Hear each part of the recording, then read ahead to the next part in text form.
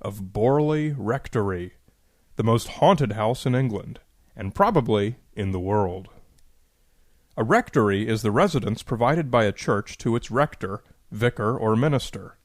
This particular rectory was built on the same site as a Cistercian priory, perhaps several hundred years older, in what is now Borley, Essex, United Kingdom. There are two stories of ancient love affairs gone wrong from Borley Rectory. In one account, a monk from a nearby 14th century monastery had a relationship with a novice from the local nunnery at Burris. When the illegal affair was discovered, the monk was hanged, and the nun was bricked up alive inside the basement of the priory, which later became Borley Rectory. Later, in the 17th century, a French nun named Marie Lair left her order in Le Havre and came to England, staying for some time at the same nunnery in Burris. Soon she met and married Henry Waldengrave, owner of a manor home that stood on the site of Borley Rectory. In an evening of rage, Waldengrave strangled his wife and buried her in the basement. Eventually, in 1862, Borley Rectory was constructed for the Reverend Henry Dawson Ellis Bull. Almost from the beginning, the Bull family was plagued by frightening apparitions. A ghostly nun was frequently reported in the twilight near the home, walking through the gardens. Once Bull's daughters tried to talk to the nun, only to see her fade away and disappear as they got closer. The family was shocked to learn that the nun's path through the garden was already well known to the local villagers, and was called the Nun's Walk. Sometimes the nun was seen watching people from an upstairs window. Even more terrifying was the appearance of a phantom coach driven by two headless coachmen, which was sometimes seen and often heard at night in front of the rectory. The sounds of mysterious footsteps and strange creaks and crashes were commonly heard inside the house. Reverend Bull's son, Harry Bull, succeeded his father and stayed in the home until his death in 1927.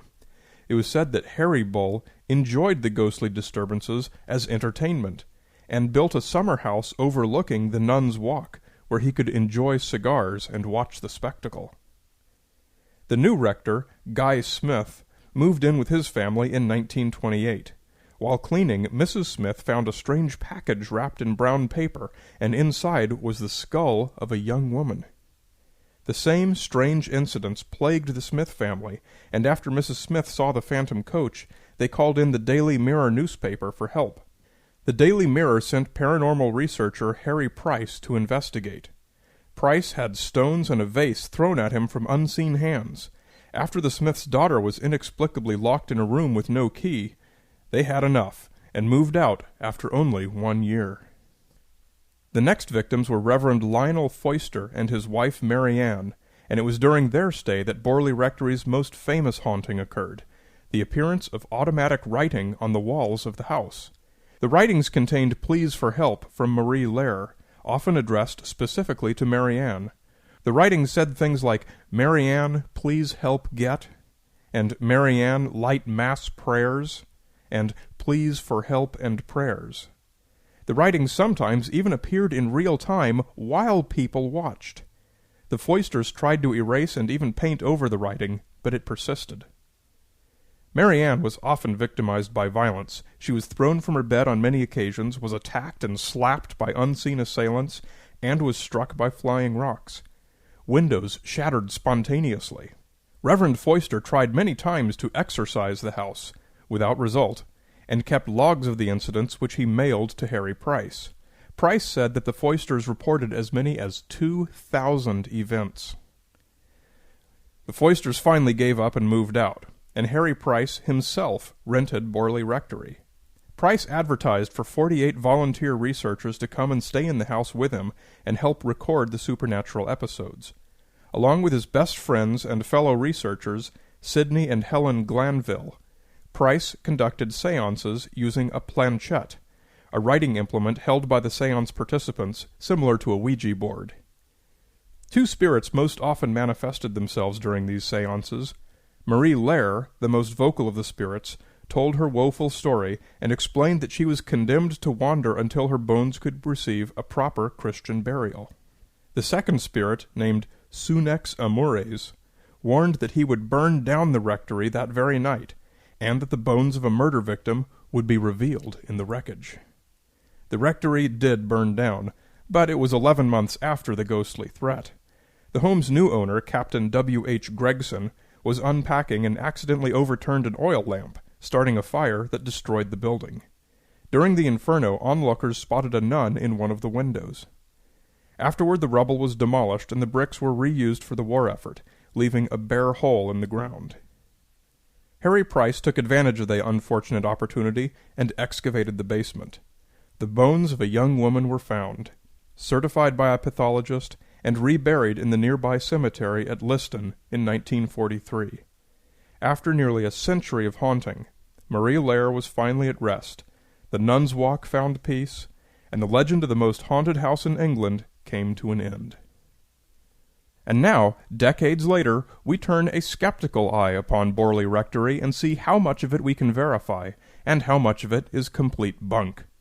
One of the keys to understanding the events at Borley Rectory is to understand who Harry Price was. By no means was he a scientist or an unbiased researcher. He was an expert magician, a member of the British organization The Magic Circle, and proven hoaxer. He was a close friend of Charles Dawson, the man behind the infamous Piltdown Man hoax. He and photographer William Hope staged an elaborate photograph depicting a ghost looking over the shoulder of Price as he sat for a portrait. Harry Price went on the road with a fake statue of Hercules. He exhibited a fake silver ingot from the reign of Roman Emperor Honorius. He showed gold coins from the kings of Sussex and a bone carved with hieroglyphics, all proven to be fakes. By every account, Harry Price was a practiced hoaxer and very much of the P.T. Barnum mold. Harry Price did not investigate Borley Rectory for his own health. He achieved a great deal of notoriety from it, including the publication of 3 books: The Most Haunted House in England, Poltergeist over England, and The End of Borley Rectory. It's important to note that prior to the 1929 article in the Daily Mirror, when Harry Price was first called in, no written account exists of any unusual incidents at Borley Rectory. A closer look at the facts reveals a long string of inconsistencies and contradictions between Price's published accounts and the reports of the families themselves. Let's go through a few of these. The legend of the nun bricked up in the cellar that so frightened the Bull family came from a novel that they owned by Rider Haggard. Reverend Bull used to read this chilling tale to his children. Reverend and Mrs. Smith said that they left the house due to its horrible condition and prehistoric plumbing, not due to any hauntings. The skull that Mrs. Smith found was attributed to a victim of the 1654 plague, many victims of which were crudely buried in the ground that later became part of the garden of Borley Rectory. It was not uncommon for skulls and other bones to be found on the property, and they were routinely reburied in the churchyard. Mary Ann Foister stated that she believed many of the strange incidents were being staged by her husband working in league with Harry Price. Harry Price countered that he believed Mary Ann herself was, consciously or unconsciously, causing some of the incidents, stating that events only seemed to occur when she was present. There is much confusion over the automatic writing. Most significantly, accounts of the Glanvilles' seances show that they used rolls of wallpaper on which to capture the writings of their planchette. Why they used wallpaper rolls is not clear, but it could be as simple as wallpaper being the largest rolls of paper that were handy.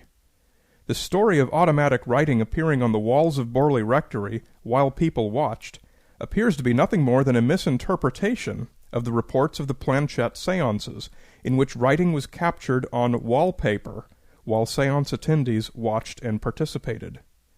As for the contents of the writings,